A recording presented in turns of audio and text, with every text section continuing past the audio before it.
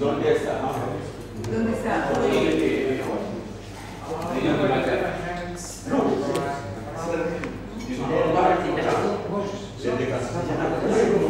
Alors je vais laisser ça. Et parfait, bon, on peut commencer dans votre présentation, la présentation des panneaux et aussi mentionner le travail réseau des panneaux avec des autres organisations et mentionner les lignes d'action des panneaux. Donc Panos, là où le Panos où je travaille, c'est l'Institut Panos Afrique de l'Ouest qui travaille sur les 15 pays de la CEDEAO. Panos est né en 2000. Mais auparavant, Panos c'était un programme d'un Panos qui était un Panos du Nord, Panos Paris, qui était né 10 ans auparavant et qui se développait. C'était Panos Paris. Panos Paris était une organisation d'appui au développement, au développement de l'information et de la communication. Et donc, en 2000, on a décidé de créer un Panos indépendant de Panos Paris, qui est devenu Panos Afrique de l'Ouest. Alors aujourd'hui, il y avait un autre Panos du Nord, qui était Panos Londres. Et Panos Londres, après Panos Paris, a suivi un petit peu le même processus de donner de l'indépendance en un Panos Asie, un Panos Afrique australe, un Panos Afrique de l'Est. Donc à l'heure actuelle, on est 8 Panos, donc les deux premiers, Panos Londres, Panos Paris. Maintenant il y a Panos Afrique de l'Ouest, le mien, Panos Afrique australe, Panos Afrique de l'Est, Panos Asie et Panos Caraïbes. Caraïbes, Amérique centrale, mais essentiellement Caraïbes. Donc ça c'est la création de Panos Afrique de l'Ouest. Maintenant on travaille en réseau. Bon, on a une constitution commune, on a une instance exécutive commune qui est le Panos Council. Mais on est indépendants vraiment les uns des autres. On a, en dehors de la mission commune, on a nos missions propres, nos financements propres, notre conseil d'administration. Notre conseil d'administration, il est composé de personnes ouest-africaines. On gère nos financements et notre mission à nous, c'est démocratiser la communication pour le changement et la justice sociale. C'est ça la mission de Panos Afrique de l'Ouest.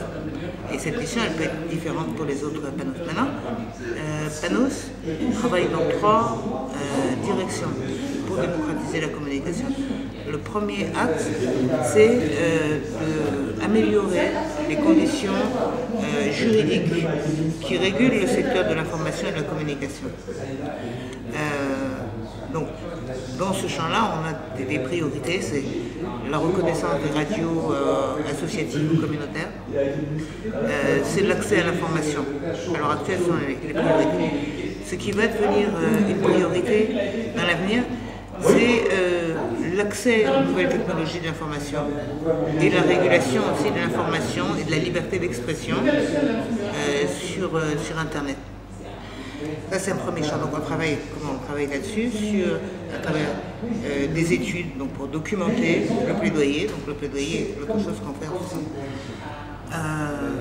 Le deuxième axe, c'est faire en sorte qu'une information soit produite par les médias, qu'il soit une information socialement pertinente sur des thèmes qui sont des enjeux de développement pour la région. Par exemple, la gouvernance démocratique, par exemple les relations avec les pays non-africains, en particulier en matière de commerce, donc ça inclut les pays émergents. La question des femmes est tout à fait centrale, et la question des migrations. Donc on a 4 grands thèmes sur lesquels on encourage les journalistes à produire une information qui soit une information plus professionnelle, plus pertinente, mieux documentée. Et ça c'est un côté d'appuyer la production. De l'autre côté, c'est d'appuyer les tout petits médias ou les organisations de la société civile qui travaillent justement sur ces questions-là, sur les migrations, sur les industries extractives, à maîtriser leurs propres moyens de production. Ça veut dire essentiellement pour c'est les radios communautaires, comment est-ce qu'elles peuvent contribuer à la gestion, à l'orientation des radios communautaires. Et puis c'est un peu plus maintenant, mais plutôt au milieu urbain, c'est comment développer des blogs, comment développer un site web, comment commencer à utiliser les nouveaux médias. Et donc le troisième axe, c'est pour que le plaidoyer sur les cadres juridiques puisse se faire, pour que la production d'informations soit plus pertinente, plus professionnelle, plus approfondie. Donc on renforce ses capacités. On fait à travers des ateliers de formation, des manuels de formation. Ça, c'est la croisade. Et surtout, on travaille beaucoup en prenant l'expertise, en essayant, donc possible, de prendre l'expertise d'un pays pour aider un pays qui est moins avancé que ce pays-là, à l'intérieur de l'Afrique de l'Ouest. Et de plus en plus maintenant, on développe des partenariats. On a commencé par construire ces partenariats à l'intérieur de l'Afrique de l'Ouest. Maintenant, c'est de plus en plus avec les autres régions africaines, notamment avec nos collègues de Panos East Africa, Panos Southern Africa. Et puis, on essaie de développer un peu des partenariats en dehors de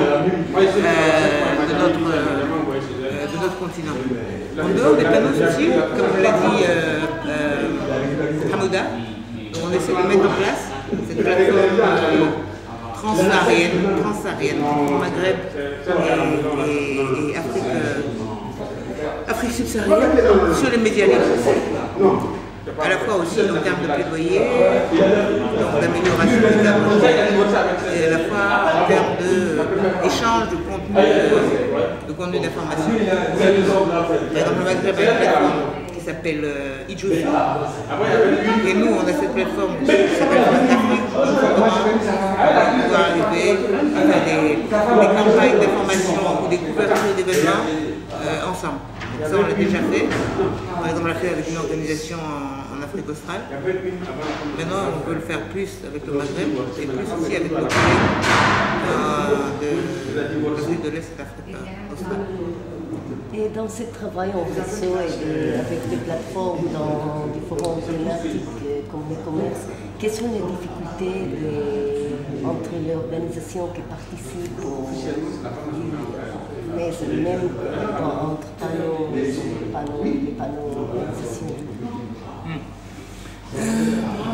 Je pense qu'il n'y a pas trop de difficultés entre panneaux. Par exemple, on a collaboré pour la couverture du sommet mondial sur la société de l'information. Même le Forum social mondial de Nairobi, on avait collaboré avec une organisation sud-africaine qui s'appelle Highway Africa. Donc à ce niveau de collaboration, je pense qu'il n'y a pas trop de problème. Pourquoi? Parce que simplement, on a à peu près les mêmes compétences, mais on intervient dans des zones géographiques différentes. Donc il n'y a pas de compétition, mais il y a des zones géographiques qui se mettent en relation avec les autres. Je pense que là, il n'y a pas trop de problème. Là où on a des problèmes, c'est quand on essaie de faire travailler à l'échelle de l'Afrique de l'Ouest un réseau de journalistes et un réseau d'organisation de la société civile. Là, ça devient un peu plus compliqué. On a essayé, ça a marché pas mal, mais ça aurait pu un peu mieux marcher. On parlait du commerce tout à l'heure. Pendant les négociations des accords de partenariat économique, on voulait que les journalistes suivent les négociations. Donc on les a, les journalistes de plusieurs pays, on les a envoyés suivre les différentes phases. Donc il y a eu des réunions à Abuja, il y a eu même des réunions à Bruxelles, il y a eu des réunions à Lisbonne. Et donc c'était, comme les journalistes a priori ne comprennent pas ces questions, c'est un peu compliqué, c'était de demander à des organisations spécialisées, donc il y avait ENDA et Oxfam, de rédiger des briefings pour les journalistes, et après de donner leur avis, de faire les mentors des journalistes sur la production avant, parce que les journalistes devaient produire sur des questions commerciales avant de produire de donner un peu un avis. Donc ça a pas mal marché, mais en même temps, par exemple, ils faisaient des briefings et les journalistes recopiaient les briefings. Ça veut dire qu'on a raté l'objectif. Nous, on donnait ça pour documenter, eux, ils font du copier-coller. Après, le niveau d'exigence des Oxfam ou ENDA face aux articles qu'ils recevaient était très élevé parce qu'eux sont des spécialistes de la question. Les journalistes ne l'étaient pas. Mais il n'y avait pas cette patience pédagogique vis-à-vis des journalistes bravo. Et c'est vrai que pour pouvoir exprimer, d'abord être pédagogue, c'est problème. Et après pouvoir simplement expliquer de manière assez simple des choses compliquées, ils ne savent pas. Donc c'est le problème. Après, il y a un troisième type de problème qui est entre une organisation régionale comme on est et une organisation nationale. Par exemple, on va travailler avec l'association des éditeurs ou l'association des journalistes locaux ou l'association des radiodiffuseurs locaux. Et là, parfois, on a des intérêts divergents. Par exemple, on a travaillé avec l'association des radios de Côte d'Ivoire. Donc, on leur dit, bon, on n'a plus la production, renforcer les capacités, se produire sur des thèmes. Donc, quels sont les thèmes sur lesquels on va produire? Et ils peuvent proposer des thèmes qui sont très importants, hein, mais on veut produire sur l'autosuffisance alimentaire. Or, Panos ne travaille pas sur l'autosuffisance alimentaire parce qu'on a déjà beaucoup de thèmes, on n'a pas encore même suffisamment de compétences sur ces thèmes, on ne peut pas ajouter un autre thème. Donc là, c'est vrai qu'il y a des divergences dans les stratégies entre l'échelle nationale et l'échelle régionale. Ça, c'est un vrai problème. C'est un vrai problème. Ouais. Et bon, aussi dans le travail RSE et dans ce cadre de travail, quels sont les points forts, tout là les objectifs accomplis? Par exemple, est-ce qu'il y a en campagne, parfois en ligne de travail que c'est très fortifié et grâce à un travail RSE de Panos? Je pense que la coopération entre pays, pour changer quelque chose dans un pays, ça a été vraiment un succès. Je vais donner l'exemple du Nigeria, par exemple, où le Nigeria, le gouvernement nigérian ne voulait pas entendre parler des radios communautaires. Il avait une mauvaise interprétation de ce que c'est une radio communautaire. Il y a beaucoup de communautés en conflit. Il pensait que créer des radios communautaires allait amplifier les conflits entre le nord, le sud, les musulmans, les chrétiens. Et il y avait ces préjugés-là. Il y avait aussi le fait que on ne tient pas tellement à entendre la voix pas des communautés, mais des gens qui sont les gens marginalisés. Quel était le vrai argument, le poids de chacun? Là, c'est un peu difficile à dire. Mais en tout cas, si les Nigérians sont arrivés malgré tout à ce qu'il y ait une douzaine de radios de campus, qu'il y ait la loi, même si elle n'est pas encore appliquée, c'est grâce, vraiment grâce à l'appui d'autres pays. Par exemple, l'association des radios ghanéennes a reçu en stage des Nigérians qui voulaient créer leur radio, donc elle les a reçus, elle leur a expliqué comment ça fonctionnait. Il y a plusieurs pays voisins, le Sénégal, je crois le Niger, où les membres de l'organe de régulation du Nigeria, qui est supposé accorder les fréquences pour la radio communautaire, et qui était réticent, qui avait peur de ce genre de radio, est allé au Niger, est allé au Mali, voir comment ça fonctionnait. Donc ça a été un instrument de conviction, donc de plaidoyer, pour que ces gens, finalement, l'organe de régulation était devenu favorable aux radios communautaires. Le problème, c'était que c'était le président à l'époque, le chef de l'État, qui décidait si oui ou non il y allait avoir des radios communautaires. Bon, et finalement, il y a eu un changement de président, avec un organe de régulation qui était devenu favorable aux radios communautaires, qui a eu ces petites avancées. Donc c'est ça, je pense que ça c'est un vrai succès en termes de plaidoyer. Je pense, si on regarde maintenant les journalistes, je pense aussi à un résultat intéressant, c'est que comme des journalistes ont reçu des formations, ont reçu des petits appuis pour faire de reportage, ils constituent un réseau de pairs de plusieurs pays, de journalistes, qui se font plutôt confiance, qui continuent à collaborer indépendamment des initiatives dans lesquelles on peut les... Il y a une espèce d'esprit de confraternité sur une base professionnelle, je pense que ça, on peut dire que ça s'est réalisé.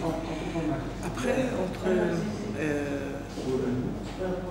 je pense aussi qu'il y en a une échelle très locale, mais ça aussi c'est localisé dans deux pays, surtout le Sénégal, un peu le Mali, un peu. C'est beaucoup plus de confiance entre les organisations de base locales, à l'échelle villageoise ou de la ville secondaire, et les médias communautaires. Alors vraiment, là, ça... je veux dire, par exemple, comme j'ai dit, au Sénégal, il y a un processus de décentralisation, donc il y a un budget pour la communauté rurale. Et donc c'était des conseillers ruraux qui décidaient du montant du budget. Et puis après, ils rendaient compte à personne de l'exécution du budget. On a fait des formations à la fois pour les journalistes de la radio locale et pour les organisations de la société civile là. Quels étaient leurs droits, quelle information ils pouvaient avoir. Donc, ils pouvaient participer à la discussion sur le budget, assister à la discussion sur le budget. Après, ils pouvaient être là, ils pouvaient demander mais comment le budget a été exécuté à la fin de l'année. Et donc là, il y a eu vraiment une coopération entre les médias et les organisations locales. Par exemple, il y avait une réunion du conseil rural et tout le monde n'était pas là. Et le président voulait commencer quand même. Alors la radio disait, ils veulent commencer la réunion, mais le quorum n'est pas atteint. Et qu'est-ce qui s'est passé? Donc, les élus locaux qui n'étaient pas là arrivaient au courant, vous avez entendu à la radio, il manque telle et telle personne. Donc, de renforcer un peu la responsabilité. Et après, dans le suivi du budget,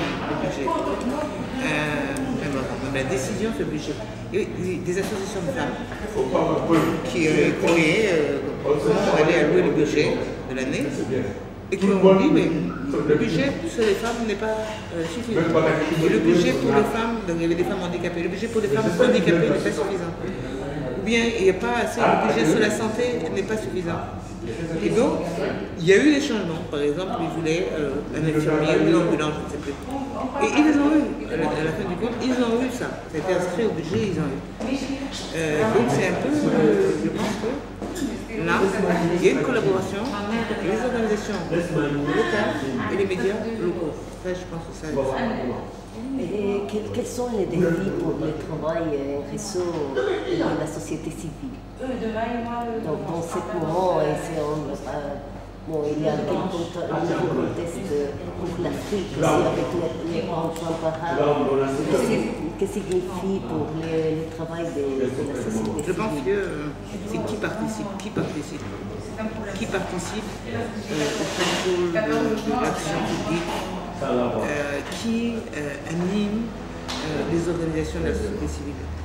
Et le problème est que ça reste ceux qui traditionnellement exercent le pouvoir. Au sein des organisations de la société civile, c'est ça. Il faut regarder. Ce sont les mêmes qui sont là depuis 10 ans. Ce sont des gens âgés comme moi. Il y a peu de femmes. Et ça change peu. De telle sorte que ça leur est difficile de comprendre non seulement les préoccupations des jeunes gens et la frustration des jeunes gens, du fait d'une situation qu'eux-mêmes vivent, eux-mêmes reproduisent. Donc, ils ne peuvent pas comprendre cette frustration. Deux, ils ne peuvent pas comprendre non plus les nouvelles formes d'expression de ces gens qui, par nature, parce qu'ils sont jeunes, qui ont de nouvelles formes d'expression. Et c'est pour ça qu'on valorise si peu. On valorise si peu la musique. Oui, ils ne vont plus danser, ces gens-là. Ils ne vont plus chanter. Les gens au sein des organisations de la société civile. Et donc, c'est les jeunes, les femmes, c'est exactement le même problème.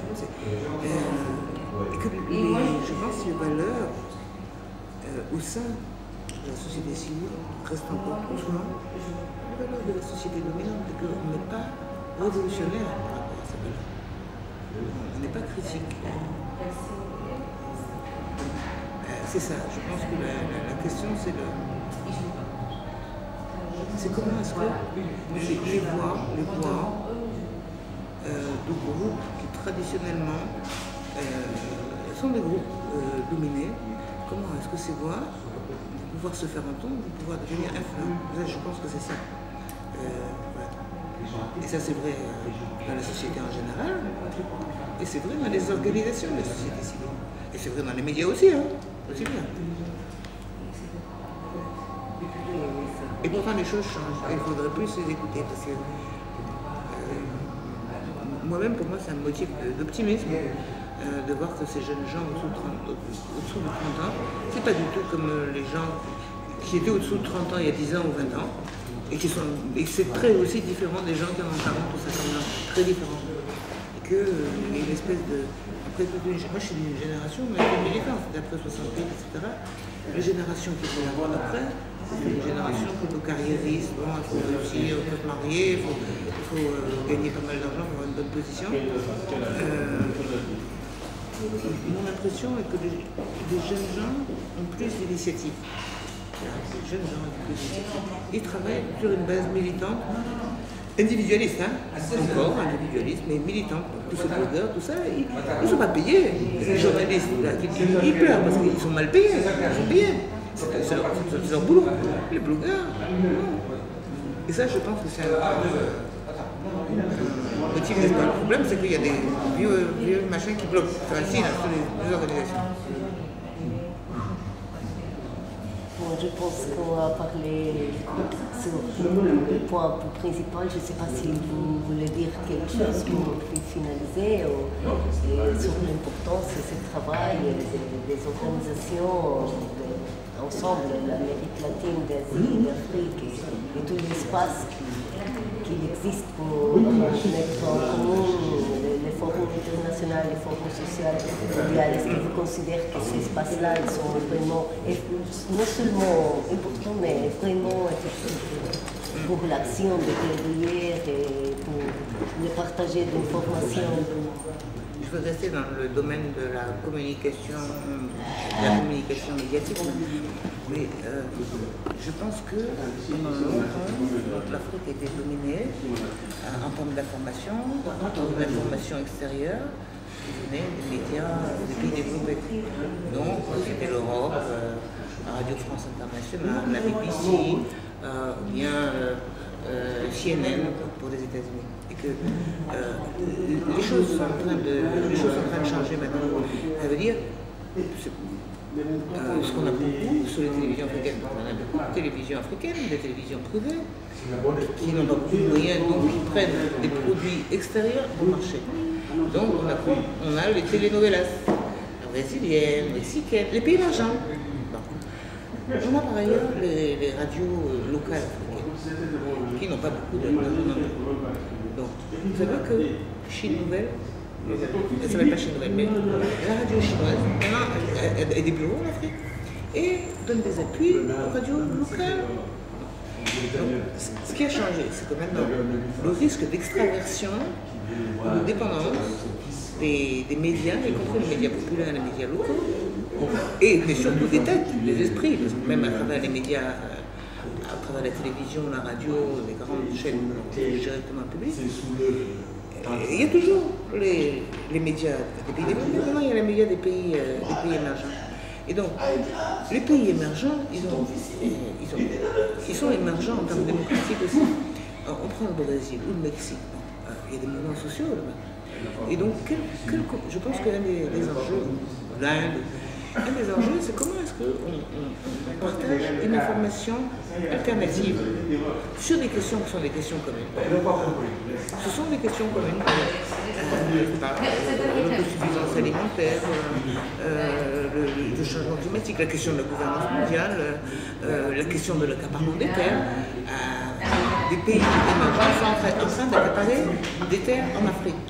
Qu'est-ce que les médias formels ou les médias alternatifs font pour l'opinion publique de leur pays quand leurs pays sont en train d'accaparer des terres en Afrique, par exemple? Comment est-ce que les médias africains coopèrent avec des médias alternatifs de ces pays-là? Je pense que des plateformes qui sont créées comme ça, des plateformes pour une information alternative entre ceux qui produisent une information alternative dans les pays africains et dans d'autres pays émergents. Bon, les pays du Nord aussi, maintenant, depuis longtemps, et surtout avec les pays émergents. C'est très important de travailler sur ce sujet-là. Oui, c'est ça, on ne travaille pas beaucoup dessus. Voilà. Et je pense que la société civile n'a pas conscience du pouvoir de la communication, elle est importante. Absolument. Parce que aussi dans l'organisation, les ONG, le département de communication, il n'est pas jamais en priorité. Non. Il y a des autres départements qui sont considérés fondamentaux. On parle des gens, que les gens doivent être dans tous les moyens, dans tous les projets et la communication. Elle n'est pas là. Parce qu'on pense que parler, c'est communiquer. On pense que, ah bon, la réunion, ça c'est communiquer. Ça c'est la communication. Je pense que aussi, mais il se passe aussi dans l'Europe, dans l'Amérique latine, qui est dans les scènes des organisations. Ah oui, c'est important, mais pour nous communiquer, si nous avons une bonne communication, nous parlons tous les jours. Mais la communication, c'est seulement ça. C'est deux communications qui font défaut vraiment dans les organisations. C'est à la fois une communication interne, à l'intérieur de l'organisation. Parce que souvent, au niveau national, central, on sait très peu de choses de ce qui se passe, de ce que pensent les sections locales de cette organisation. Et donc, communiquer un peu plus, je ne sais pas, utiliser... Il y a des journaux en ligne dans des régions éloignées du Sénégal. Donc ça veut dire que des gens utilisent déjà les nouvelles technologies. Une organisation de défense des droits de l'homme à Dakar, elle ne peut pas, avec une autre région, communiquer comme ça, savoir un peu ce que les gens pensent. Mais ça ne se fait pas. Ça ne se fait pas. On dit, bon, c'est pas prioritaire. Et là, c'est la communication interne. Maintenant, il y a la communication externe. En termes pas seulement de visibilité, mon organisation travaille sur la santé, voilà tout ce qu'elle a fait, voilà son rapport d'activité, c'est pas ça. Mais c'est comment est-ce qu'une organisation qui travaille sur le sida va critiquer la politique d'accès aux médicaments. Ça, c'est intéressant. Mais qu'est-ce qu'elle en dit? Elle ne dit rien, elle ne communique pas là-dessus. C'est un bon chemin. Et on lutte pour les droits. Mais ça s'est arrangé, hein. Quand même, ça s'est arrangé parce que si on regarde le plaidoyer pour certains droits à la communication, à l'information, il y a 20 ans, quand c'était le début du pluralisme en Afrique, c'était les journalistes, les associations de journalistes qui se battaient. Après, ça a été les organisations générales, par exemple, le plaidoyer pour les radios au Nigeria, c'était les associations de paysans, les associations de droits de l'homme, les associations de femmes, les associations religieuses, plutôt que les journalistes qui demandaient le droit pour la radio communautaire d'exister. Donc il y a quand même, ça a un peu changé. La connaissance, la reconnaissance des droits à la communication comme un droit humain. Et donc, le plaidoyer pour ce droit-là, dans la stratégie des organisations. Ça a un peu changé. Maintenant, c'est elles-mêmes, comment est-ce qu'elles utilisent la communication comme un moyen d'information du public, de sensibilisation, de mobilisation. Là, ça reste. Et il faut parce que aussi, c'est très pervers. Parce que souvent on jette le bébé avec l'eau du bain. On a entendu ce matin. Hein. Ah bon, parce que les journalistes se comportent mal, alors on va critiquer tous les journalistes, on va critiquer toute la communication. Oui, on en est sur ce point-là, malheureusement, on n'avance pas beaucoup. Parce que des organisations devraient être les plus conscientes de l'importance centrale de la communication, de ceux-là qui rejettent toute la communication sous prétexte qu'il y a des journalistes, oui, et que majoritairement, les journalistes ne se comportent pas bien. Ils se comportent pas bien, mais eux, ils se comportent bien. On se comporte bien. Et pour c'est parce que seulement la société civile demande des journalistes. Vous devez faire ça et ça. Mais parfois, je crois en l'information, ce n'est pas correct. Donnez-moi l'information. Il n'y a pas de plateforme, seulement des exigences, mais aussi les sociétés civiles ne travaillent pas avec les journalistes, c'est comme l'ennemi. Quelquefois, l'ennemi. Mais c'est ça, parce que bien ce sont les ennemis, ou bien ce sont les porte-parole.